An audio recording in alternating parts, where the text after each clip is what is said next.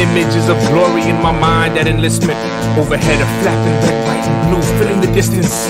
A grand divide between myself and conscientious convictions or belief systems that stop people from killing over religion. I was young, and I was out of options in my mind. It was supposed to be fun, my obligations ill-defined. I didn't want to take charge with a gun back in my mind. Without college or riches, no dreams are realized. Well, I never have the ladder the Marines to get me the first. Ain't nothing better than dress blues and one spit in this verse. To see the world get into the GI Bill, fat in the purse. My recruiter made it sound simple, a play get well rehearsed. Forever cursed to the ones who get young innocent signatures under the guise of a God country their honor diminishes. Greed built a standing army when against the founders' wishes. Now free democracy conducts war games and peacekeeping missions. Ironic hypocrisy. Falling tears, raindrops from your eyes. Falling rain, let it fall.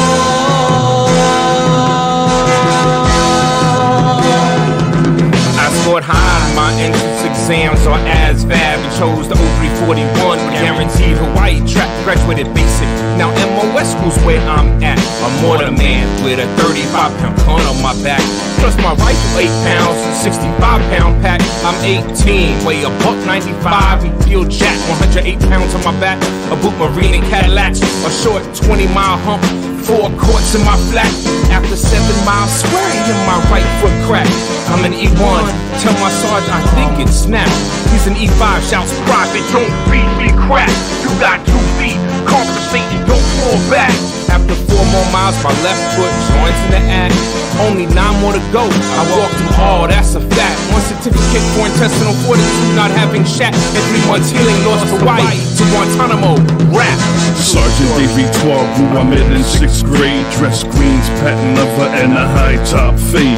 My mind was made up, I couldn't wait to grow up so I could sign up, man up, and stop the corrupt. A champion for God and country. Just wait till they get a load of me, an unstoppable PFC. Private first class, polished brass. I wanted to kill all the black pajamas that were hiding in the grass. But with no war in sight, my plight to fight never took flight. So I trained during the day and got drunk at night. Set my sights on all types of glory. Fast forward to Afghanistan, totally different story. IEDs, enemies, no front line to seize. 80 pounds of gear in the desert, I could hardly breathe. Blood-stained fatigues, very many colleagues sent home to the VA to live with PTSD. Everyday recruiters go to inner cities and ask for falling tears, raindrops from your eyes. Falling rain, let it fall.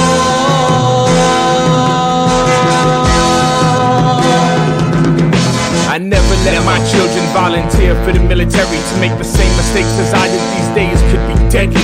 If they're drafted with Dodgers, my go back stay ready. I support Manning and Snowden. You know where this country's heading. Global tyrant, hegemonic, bully police force, demonic practice, virgin sacrifice, bloodlust. Oil wars valuing corporations over people.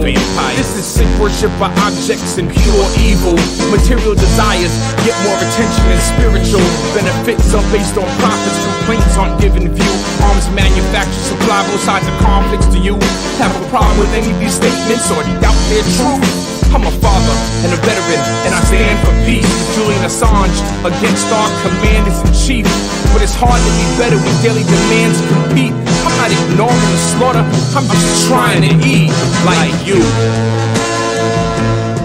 Falling tears, raindrops from your eyes. Falling rain, let it fall.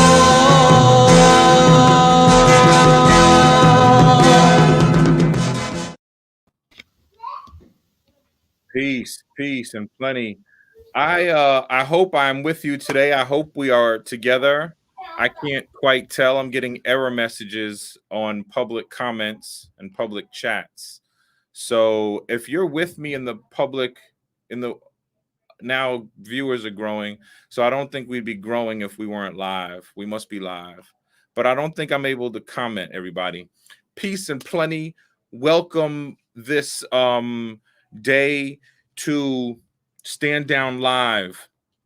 This is a very special day, March 10th, 2021. We are talking Okinawa Rising today, and I want to thank the ancestors, thank the ones who have come before for the space to do this, and ask for the wisdom to do it correctly. We do this to honor our children, and today we are talking about the very fight for our planet. I want to make a land acknowledgement that I am coming to you from occupied land in Mobile, Alabama. This is the land of the Biloxi and the Choctaw, among many other nations. Those are just the two most prevalent. The list would be very long to go through every name in here in the Gulf Coast. I want to thank you for being with us today and ask you to share this conversation. You could have been anywhere today. A lot of things are happening today. This is the day that the George Floyd Accountability Act is being passed, and Derek Chauvin's jury trial is being selected. This day is the reason that we started this show. We started this show in recognition of the righteous uprising for Black lives that swept through our nation in the wake of the murder of George Floyd and the murder of Breonna Taylor and countless others, murders which continue to this day. So that's why we're here. Y'all know why we're here. You're here with us every week, and I thank you for that. And again, please share this conversation. The conversation space is a safe space for progressive thoughts and progressive conversations. And I am here because I'm a product of the military industrial complex that got woken up. I'm a product of a system that didn't tell me the truth. And so I joined the military thinking that it would help me progress in life and progress as a human being. And I became disillusioned in boot camp and woke up in Cuba. And 18 years after getting out of the military, while raising my son, I realized I was suffering from unaddressed issues of anger and resentment and guilt. And so I've been here with Veterans for Peace since 2014, working to expose the true cause of war, to heal myself. And I do acts like this and work like this as a catharsis to share and do my full purpose in the world and speak my true voice and give other people a platform to speak the truth about what is going on in our world, so that people don't make the decisions I made and the decisions that many people have made and serve the imperial core. So I'm very happy to be here today. My co-hosts, Mike and Natasha, are in the background. They're here with us, and they're giving space to our guests today from Okinawa. We have very special guests who I'm going to introduce right now to you, and we're going to dive into this conversation about what is happening in Okinawa. I was stationed in Okinawa in 94 to 95, so this is very special to me as well. First, we have Shinako Oyakawa is a native. Would you like to introduce yourself? Okay, is a native Okinawan mother, activist, writer, and co-director of the Association of Comprehensive Studies for Independence of the Luchuans and part-time lecturer of Okinawa University. Shinako specializes in language revitalization, demilitarization, and decolonization of the Ryukyu Islands. Shinako has attended UN Permanent Forum on Indigenous Issues, UNPFII, and Expert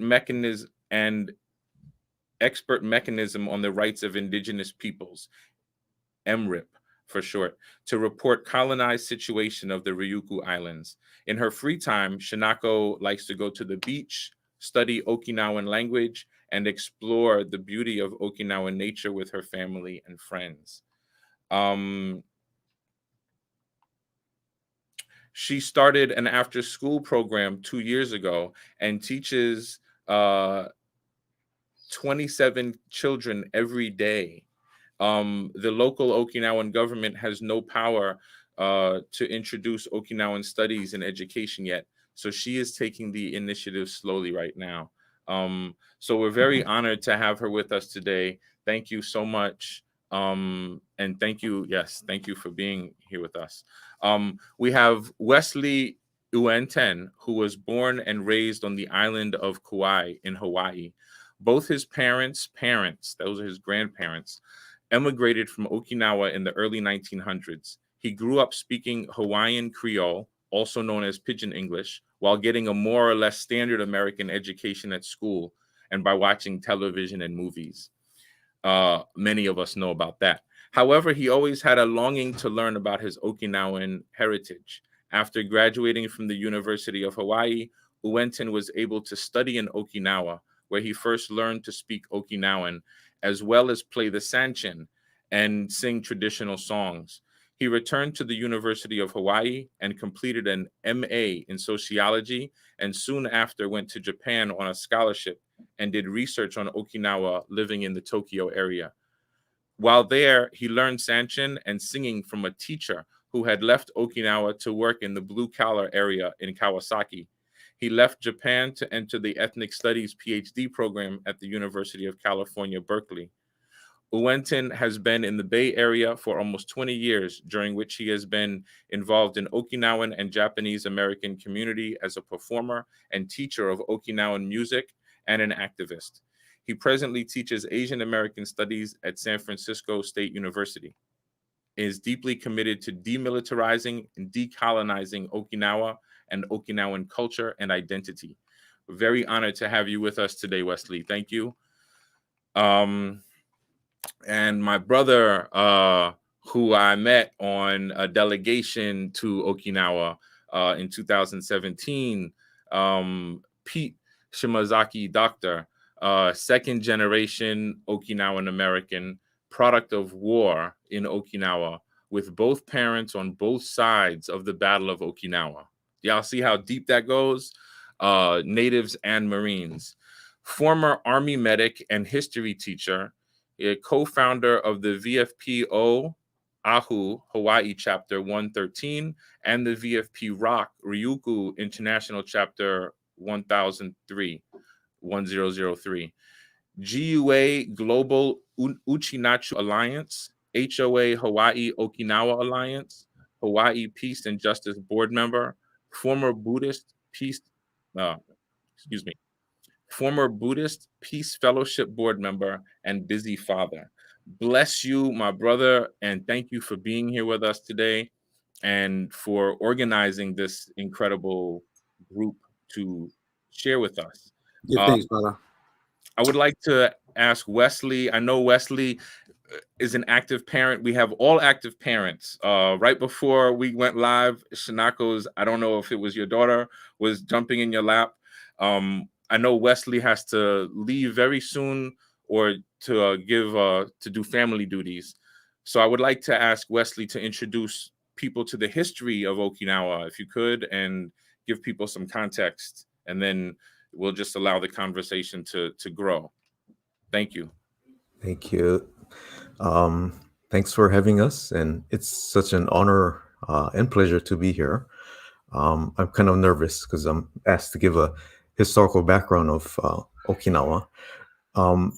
I was told a long time ago to just speak about what you know. And so I'll start from myself. And the reason why I'm so honored to be here is the chance to voice, to say things. And that's where I start. I struggle to speak. I struggle to speak in English. And that has a lot to do with growing up in Hawaii and having the language. You mentioned I speak Hawaiian Creole. So even the Hawaiian Creole was discouraged. But even before that, my parents grew up speaking the Okinawan language and Japanese from their parents who had immigrated from Hawaii. But before that, my grandparents were had the Okinawan language robbed from them. So maybe that's a good place to start. Is why was the Okinawan language robbed from them? It's because Okinawa was annexed by Japan in 1879, and the reason why, one big reason why Okinawa was annexed was because Okinawa was needed. Okinawa doesn't have much resources, so it's and the population is not super huge. One reason why Okinawa was annexed was to be a border, a military outpost between Japan and the rest of the world. So that annexation happened in 1879, and that's why we have the word. So a lot of you know of Okinawa, and the name Okinawa was placed onto Okinawa by the Japanese. Up to then, um, Okinawa was known as the Ryukyu Kingdom, or Luchu, as Shinaku will probably talk about Luchu. So all these names that have been um, put onto Okinawa. So before 1879, Okinawa was the Ryukyu or Luchu Kingdom, and that was the dynastic name that was assigned by China. So for a period of over 500 years, Okinawa gave tribute to China. But in 1609, one of the powerful feudal domains of Japan called Satsuma invaded Okinawa in 1609, staged a military invasion of Okinawa in 1609, and thereafter took taxes from the Okinawans.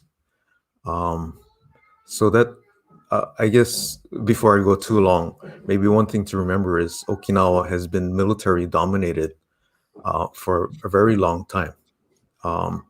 And before I go too long again, you guys can jump in to stop me. But one thing to know is Okinawa's basic culture is one that's very much tied to nature and the land, and it's a matriarchal culture. So the spiritual leaders in Okinawa, for I don't know how many years, hundreds of thousands of years, were women in the community, and so the whole fabric of society, even now, you see a lot of matriarchal culture in um, Okinawan society. And I'll leave before I want to I jump. teach. I want to Oh, jump. yeah, I go want ahead. to jump to. You keep saying before you go too long. I want to jump to 1879 because Hmm. I think that's a good number for people.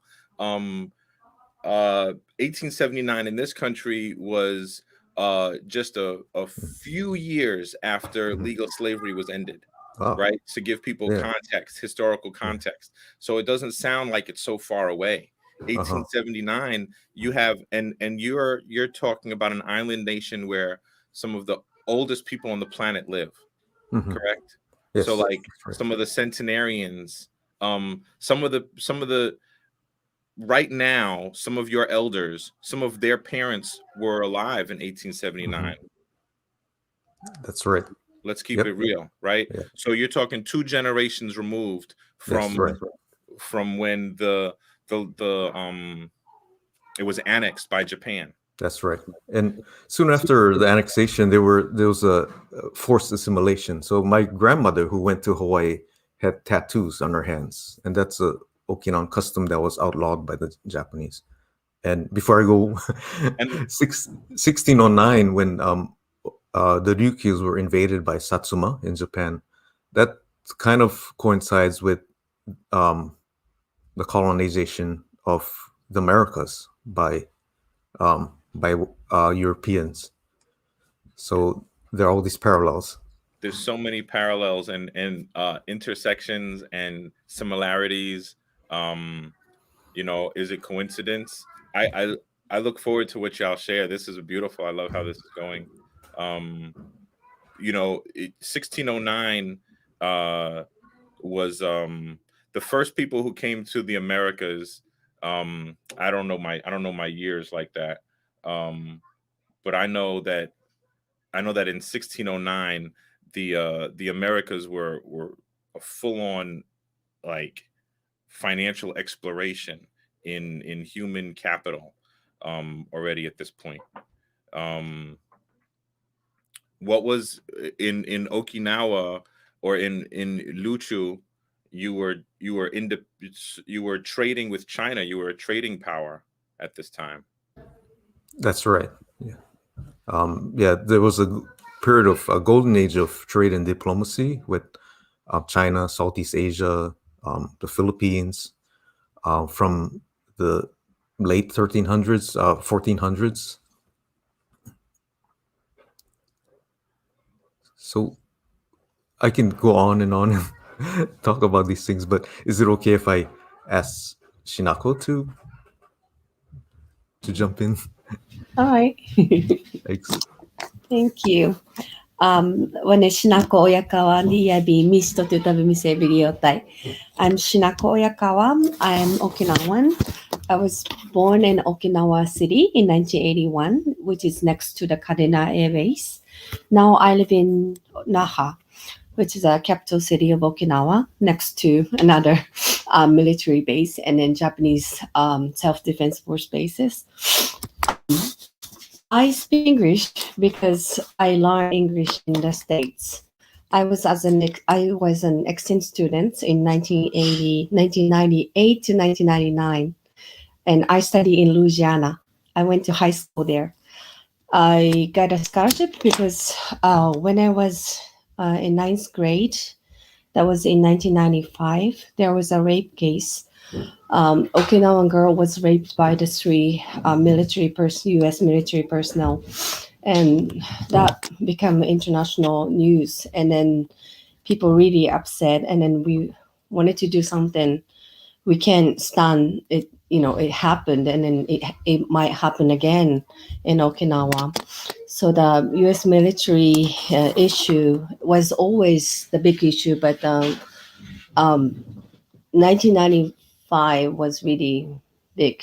And later there was at the time Governor Ota and Hashimoto was Prime Minister of Japan, and then Bill Clinton was the U.S. president, and they decided to make a scholarship, and then Japanese government pay, and then Okinawan students, maybe like 30 to 40 students, had a scholarship and went to America to study for 1 year as an exchange student.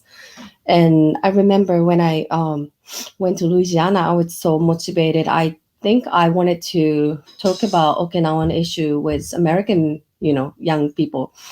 And in Louisiana, every time I say like, "Oh, we have U.S. military in Okinawa," and they say, "Oh, wow, that's good for you."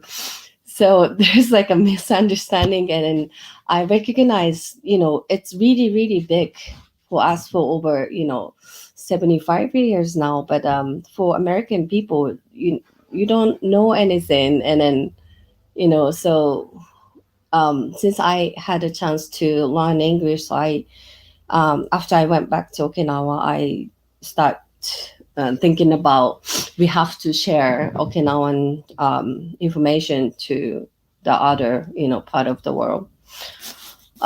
So today I want to share some pictures with you. So let me see.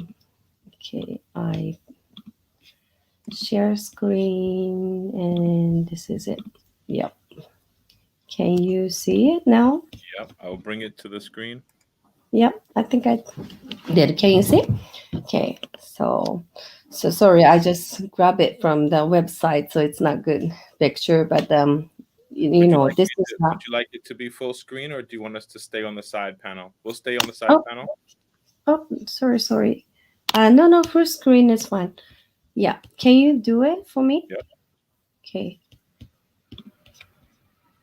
Yeah. No. Wait, should I play full screen like this? Is it full screen? Yeah. Yes. There we go. Yeah. Okay. So so to the right there is like a small red square that's up Okinawa, where it is. And this is like a Japan, Asia, China, like Taiwan and the Philippines. And I don't know if you can find Okinawa. It's in between Japan and Taiwan. There's that chain islands That's Okinawa. You can see how tiny it is. But we host U.S. military bases, which is in like a 70% of the U.S. military bases in Japan was located in Okinawa. And now there is an issue that after 1995, the rape case, the Futenma Marine base is recognized, and then it's too dangerous because it's in the middle in the city, so it should be removed and then it should be replaced to somewhere. And at first we were so surprised and happy because we told like it's gone, it will be like a close and it's gone. But 1 year after, the Japanese and U.S. government announced like we're gonna have another one, like a brand new one within Okinawa, and then they pointed out the Henoko, and you can see this blue line is the route. If you use the car, it's a Ginowan to Henoko is about say 30-40 minutes away. So remove it to 30 minutes away, and then you can say it's remove your burden or danger. And this is Futenma Marine base is like that. It's it's in the middle of the city, and then you can see so many houses, buildings. There are schools, preschools, hospitals, and with the noise pollution and danger of from the military. Once the U.S. aircraft crashed down into the university, and that was really dangerous. We live with this for a long time. So they pointed out Henoko, and Henoko is the ocean like this. It's really beautiful, and it's a home of dugong, and then the coral reef is really like a huge one is there, and all the endangered species and so many species like birds and insects and fish and crumbs and everything is there. But they want to landfill and then make one new military base for America using Japanese tax. And we found out that Okinawan people like do a lot of research, like journalists, activists, and academia people, and we try to correct the data as much as possible. And one of my friends found that his Maki-san, he involved in the Veterans for Peace activism too. And they found out that there was a original plan in 1950 or 1960s. But at the time, after Vietnamese War, American was kind of like a bankrupt to make another new base. So they gave up. But this time, the Japanese government pay, and then U.S. military can have another new one to stay in Okinawa, maybe another 100 years or 200 years or so. So that, we Okinawan cannot stand just read these things happen, killing this ocean and then making, making another base. We already have 30 something bases on Okinawa, this small Okinawa. So we had so many rally like this. This is like a prefectural rally. We have to stand up for the girl who was raped, and we stand up like we can't stand letting this happen, and we want to stop the landfill. We against the dispatch of Osprey, the dangerous aircraft, and so on. So many times we get together to say no, but our voice is not heard. And me and my friends started to think to join the UN as indigenous people to tell, the people in the world what's going on in Okinawa. The United Nations recognized Okinawan people, Ryukyuan people, as indigenous people in 2008. But the Japanese government can and then won't recognize us as indigenous people. They just say, oh, they are just Japanese. They're not indigenous people. Maybe they deny because if we are indigenous people, then they have to respect our land rights and language rights and so on. It's written on the UN Declaration of the Indigenous People's Rights. So like we're kind of like ignored and then placed in between Japan and the US, and like a double colonization is here in Okinawa. If we go to Japan to talk about US military issue, then they say, oh, this is foreign matter, so you can join. This is like a country to country conversation. So like we sometimes go to Washington to talk about Okinawa issue, but the American government say, oh, this is the domestic issue, so you shouldn't come to America. You should talk to your, government. So it's really, really difficult for us to solve the problem. But every day, like this, like hundreds of trucks, the trucks with dirt and, concrete cement, they line up and then enter the Henoko gate to landfill every day, even within the COVID pandemic. They don't stop the construction. They just keep doing it. So it become like this. Or this is like a different angle from the last picture, but this part, already construction is already started. It's been 2 years now. Yeah, but totally only maybe 4% have done.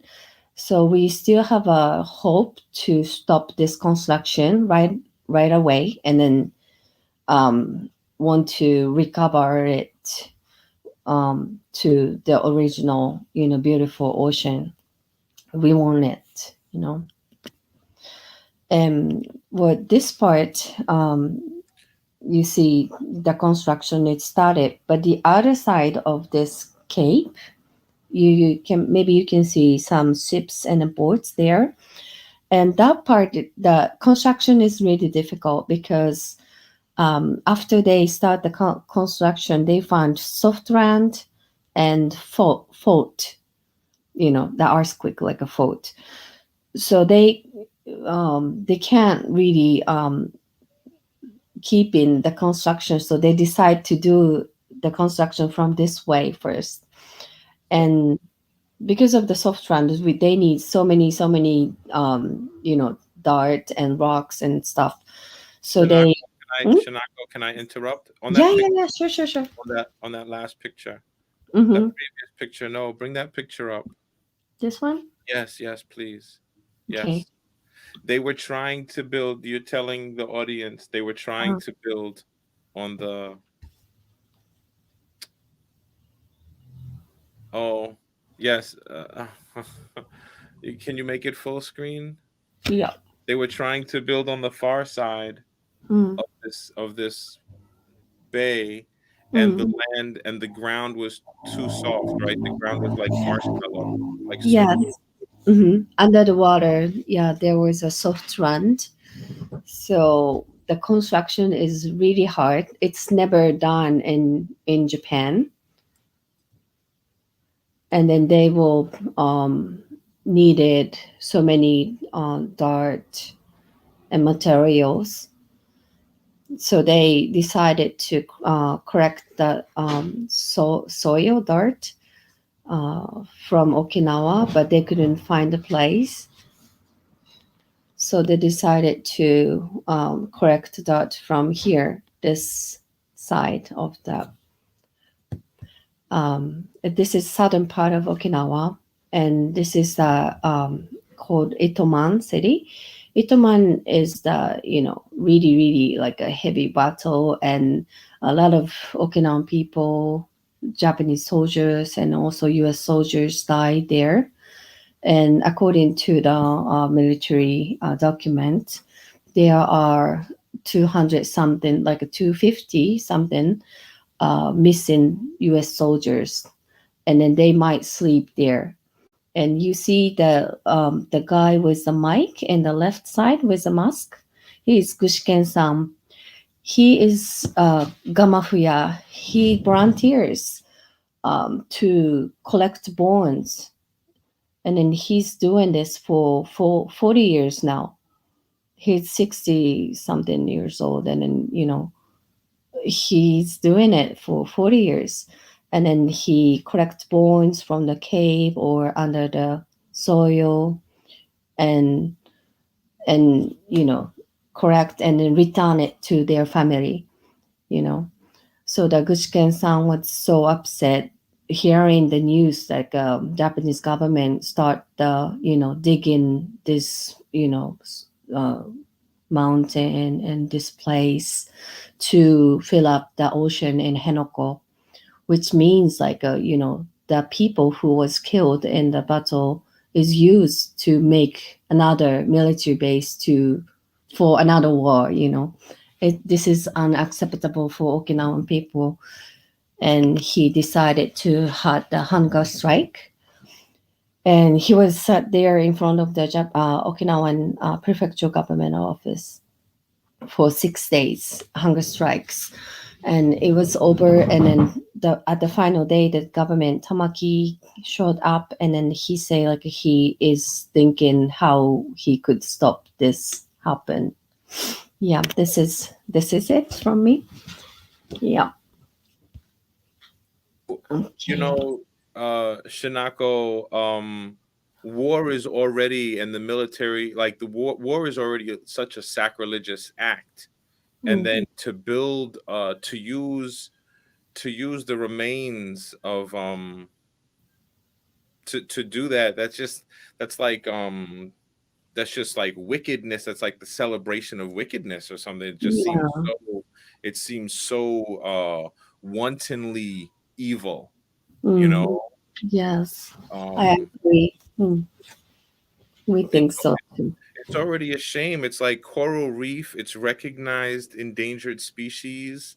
Things that this modern era claims to be working for the better. Yeah, because we care about not using plastic bag, or we talk about that, but at the same time, like the government is just killing the water, ocean. It's because ridiculous. it's so far removed from folks. You said when you were in Louisiana, you'd bring up Okinawa, and people are like, "What is that?" They have no connection. We have no idea about the connection, the water cycle, the air, the way the water cycles around the planet, the way the air cycles around the planet, the way just pathogens, the way like and connections and conversations. Pete, you as a veteran, you as a Hawaiian, a native Hawaiian, Uchinachu, no? Not native Hawaiian, Okinawan, Okay, Ashkenazi. Yeah. It's okay, mixed race. Okay. You have a unique perspective on this, and really bring the connection to veterans and to people interested, active in the peace movement. How does this relate to us here at home? I try to talk. I've talked about Okinawa from time to time on the show, but how does it relate here to people here in America? What's the connection in the mainland, or as it is, Give thanks, brother man, brother Miles. The word mainland is a little awkward. Yeah, I know. And that for many people this is our mainland. And I should specify, since it was out there, I am not native Hawaiian. I am a Hawaii nationalist supporting Hawaii sovereignty, restoration of their sovereignty. here in Kapai'aina, Hawaii. So I'd like to make that acknowledgement. How does it connect? If I could be brief about it, because I understand on this awesome show you talk a lot about the domestic injustice in the United States. So that reflects the domestic policy of how they treat people within the borders of the U.S. So we know it's rife with all kinds of injustice, particularly between the indigenous peoples, people of color, immigrants. What we're talking about is, well, what does that look like internationally? The U.S., we know what it looks, the U.S. domestic policy looks like. This is the flip side of the international policy, what it looks like. It's the same. There's a parallel, oppressing people of color in the name of white man's burden, given this U.S. empire has evolved to be a multicultural, white, burden of manifest destiny. So, I mean, to address your immediate question. My brother, I don't want to interrupt you. Okay, we're speaking Please like do. if we're speaking to the choir, we're speaking to people who like make this connection between this and the oppression of the Aboriginals, right, in Australia, right, by that corrupt government. The Brazilian government, right, burning the Amazon and making that connection. All of us, like the Black American in this country is connected to this same oppression. How do people here so disconnected from the international effects of American imperialism? Like, how do we make that link? How do we make that, okay, this is my problem? That's what, you know what I'm saying? When you're speaking to the beyond the choir, right? And I don't and do your go where you were gonna go as well. But I just wanted to clarify that's what I was trying to get at. I don't know. Got you. No, yeah, and by all means interrupt as we go. Well, I guess one place I could start, to make the parallels and the connections is look at the boondoggle in Iraq, Afghanistan. Did that bring them peace, security, freedom? Right? Now, if you just go back, not much, like you said, we're talking generations, not like ancient centuries. And it began in Samoa, in Hawaii. Hawaii is very much like Ryukyu or Okinawa, an island nation kingdom is still military occupied. And in terms of connecting other domestic issues, when you hear about defunding the police to invest in social need, it's the same thing. It's like there's this ridiculous amount of monies being poured into militarism and wars at the expense of, providing true security, like clean water instead of like poisoning it in the case of Okinawa, providing true security, human security, not the situation in Okinawa where I got to worry about my nieces having aircraft parts dropped on them like it has happened outside of Futenma. And that arrangement has been accepted. We're not talking about something recent, and we're talking about this base in Henoko that's been over 20 years now, that's been delayed because of civil disobedience and governmental resistance on the ground, by Okinawa.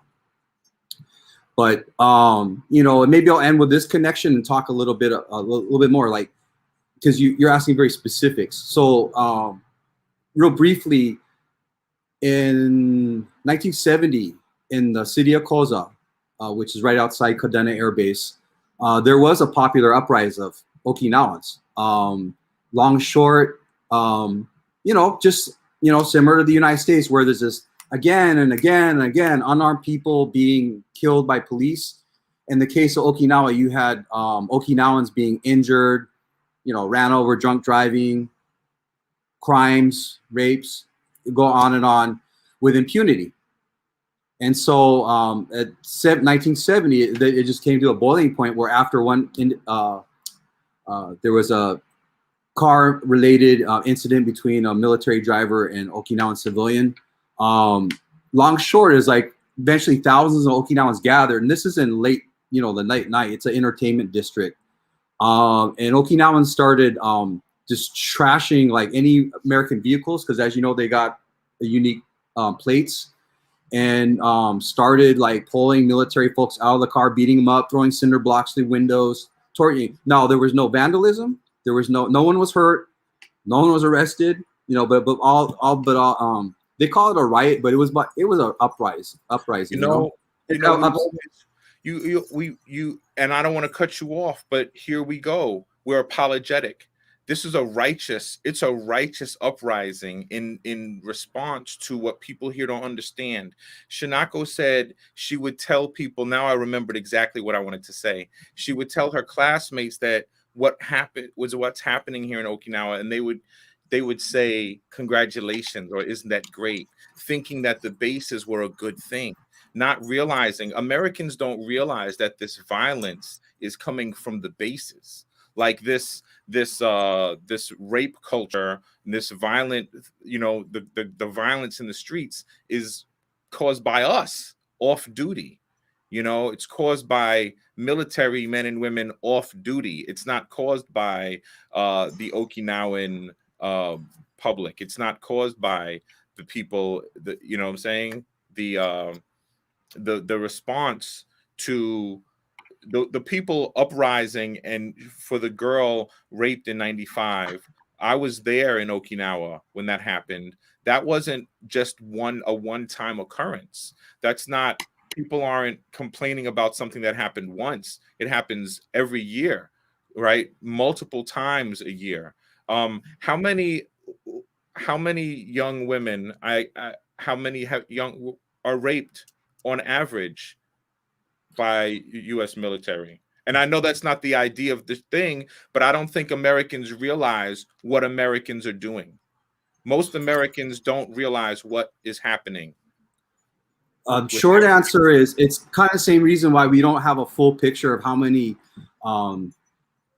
people of color, young black men have been killed by police because of record keeping. And so it's the same with, military records and so forth. We don't have a true idea, not to mention so many cases are not reported because of, things that could happen. What I was going to say to finish up my point about the Koza riots and connections is, while it's the case that white soldiers were being dragged out of their cars and beaten up by Okinawan civilians, it was also the case and reported that black soldiers were spared. They might, they were let out. They were not attacked because of the conscious, Okinawans often served the bases, worked the bases, and they saw, it was right in front of them how the double standards, how soldiers of color were treated by, white soldiers, officers, and whatnot. And so they identified, of this systemic oppression being, in a lot of those military, Okinawans may have worked on the military base, but that doesn't mean they support it. It just means they were struggling to survive, just like a lot of us joined the military, right? So to be clear, what's going on is this is not security. This is a military occupation. The military threatens the public health and safety. And in the meanwhile, though, it keeps people in Tokyo and Washington, D.C. feeling more comfortable, that they have this nightlight far away to provide them a sense of security. But in the meanwhile, those of us were on all these bases, like in Hawaii, we had that, a false attack, a nuclear launch a few years ago. But the real is there's real ones set up to go at us because we got weapons pointed at other nations, So this brings incredible insecurity to Okinawa. And we see it now, like this, now there's been some skirmishes between Chinese and Japanese Coast Guard. It could be a really flashpoint, war, possibly World War. And that's something that one of the heart of why Okinawans are so opposed to this is not just what's happened in the past. That informs what they don't want to happen again. A war that killed almost a third of the people. And for what? Just a prolonged occupation. So many generations have served and went through Okinawa, even though the war ended 75 years ago. The war never ended for Okinawa today. So the military is destroying its natural resources now, and Hawaii too. So you got to do a whole show on Hawaii. That's going to happen. But the point is, like, if a military is providing security for a people and yet threatens the very resources that people need to live, like clean water, land to grow food, then how is that security? That's poisoning people. Not to mention they're paying with them if not through service, enlistment, or their tax dollars. Jump in anytime. I just I see Wesley wants to jump in. yeah, I want to give other Before people space. my daughter starts banging on the door to get in. But I think maybe where do we go from here? And I don't have the answers, but I know that one thing that's very important is in all of these, the connections of us here is the really deep down feeling of empathy and compassion for other people. And I think that's our natural state, is to really feel for other people when people are going through pain and oppression. Is what keeps us together. But what happens is with imperialism and colonization and the movies and the TV shows and everything, is and our education system, we that gets obstructed or something, or gets taken away from us, is that feeling for other people. And in Okinawans have a word called chimu. Chimu is your heart, or the being. The chimu is like your heart. I think when Pete talks about the uprising in Koza, I've heard accounts of the writers going, "Oh, don't touch the black soldiers because they're like us." And so that feeling at that moment, at that uprising, that feeling was really strong. And the reason why Okinawans have been so against the base is because of the Battle of Okinawa, that experience, but also the feeling that Okinawa is complicit in, has been complicit in U.S. and Japanese imperialism and militarism in other parts of the world. And it's been through my involvement in the politics of the Okinawa homeland that I've been able to cultivate my chimu to pay attention to what's happening at home in the U.S. as well as in Hawaii. So I just wanted to throw that out there, that our most important research is this shared chimu.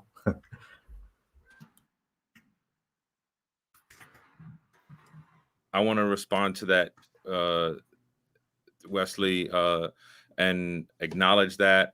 I also want to make space for our pale-skinned brothers and sisters, our cousins, who feel that same empathy, that same chimu, and recognize that some melanated peoples don't, and recognize that I know at least one of the offenders in that 95 rape case was a black man, and that we do a lot of harm ourselves. But this movement, this Rising for Okinawa movement, is in solidarity with the liberation of Black peoples around the world. It is in the chinu of the liberation of the Palestinians, because that is the same type of occupation that is happening. Occupied people everywhere. The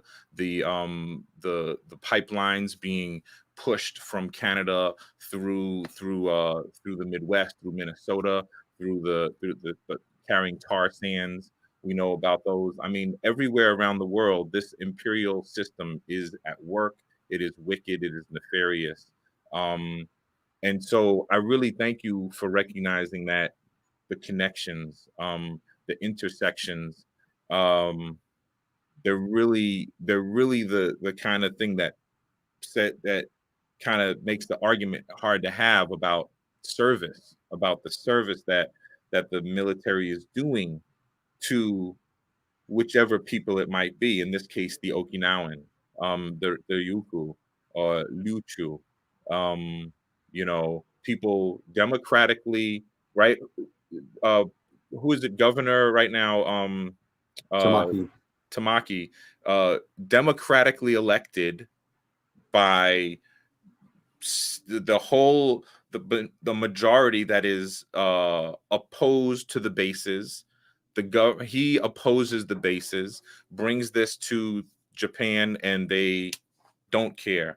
And the U.S. dollar continues to build a base that is endangering life and probably not going to be built for a long time to come, right? A lot of US money spent and wasted on a myth of protection. And so in this work, people also get overwhelmed and feel weighed down. And the beautiful thing about the movement that you are a part of is that you don't.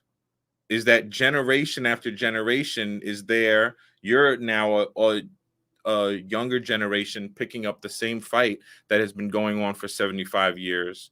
How does that continue? How does that continue to proliferate? You know, there's the connection, the respect for generations, or I'll mention a little bit about the respect for life itself. So in Okinawa, there's this phrase that's called nuchido takara, which I'm sure you're familiar with. Life itself is precious. That's our treasure. And that's connected to that chimu, that feeling part. And I'm part of the Okinawan diaspora. And to make it really quick, because I'm a professor, I can keep talking about this, but in the diaspora, Okinawans are susceptible to the model minority myth that we came as immigrants, we worked hard, and we're better than other people, the indigenous people. That's why we, quote, succeeded. That's been a very pervasive narrative. But in recent times, the Okinawan diaspora, largely due to the work of Shinako, Pete, and other Okinawans in Okinawa around the base issue in the opposition to militarization, the diaspora is coming aboard, and especially with the petition or the Mr. Gushkin's hunger strike, we've been seeing a lot of South Americans jumping into the petition, going, "Wow, this is so against humanity." And so it's become a very deep emotional issue tied to the chimu part. So that's how we sustain ourselves. Is we're in the diaspora. We don't know where home is, but home is here. If we reflect on it, home is in our chimu. And when we reflect on it, chimu is in everyone. So our home is with everyone in humanity. So I'll stop there. Wesley, that is beautiful. I just grabbed that petition again and shared it into the public chat. I would like y'all to add anything that you want people to take away in closing. I'd invite people to get active in the chat. I think people maybe were shy today. People didn't feel it's interesting. We usually have a very lively chat room, and I think people might have felt a bit intimidated. There was an idea about getting artists involved, international artists, like a World Aid type thing. I would like y'all to give people anything that they need to take home with them. What you just did, Nuchidu Takara, is what I carry with me. If there's anything that you want to say as we close, as we go away, please share. Shinako? Yeah, I'm so happy to be invited today. Thank you so much for give us chance to talk about Okinawa. We want to try to reach to many people, especially in the States. So yeah, please let me know if there is the things we can do to talk about Okinawa, and please please know about Okinawan issue. Maybe it's connect to your issue, and then we can collaborate and solve this problem. Thank you. Thank you, Shinako. Thank you, Wesley, and thank you, Pete. I think people will be a little bit more illuminated and educated thanks to this talk. And I would like to go into it again, perhaps get some information about what the protests look like at the base, at the bases, how long that has been happening, what the results are, you know, because things like that inspire people and make them, people like to see things. But I really thank you so much for what you have given us today. I think it is more than enough, and I think that people will be inspired to reach out to you. You clearly have a wealth of information, so I thank you for your time and space, and your morning. So thank you so much. For people who don't understand the time difference, thank you so much for being with us this early. I appreciate you. I love you. DJ Deberu, hey, love you. Hey, big up to you. Just like your song, giving thanks, spot on. Likewise. Y'all, this has been another episode of Stand Down Live. Y'all come back every week, share this. Let's grow the conversations. Let's make peace possible. Thank you so much. Peace. Thank you.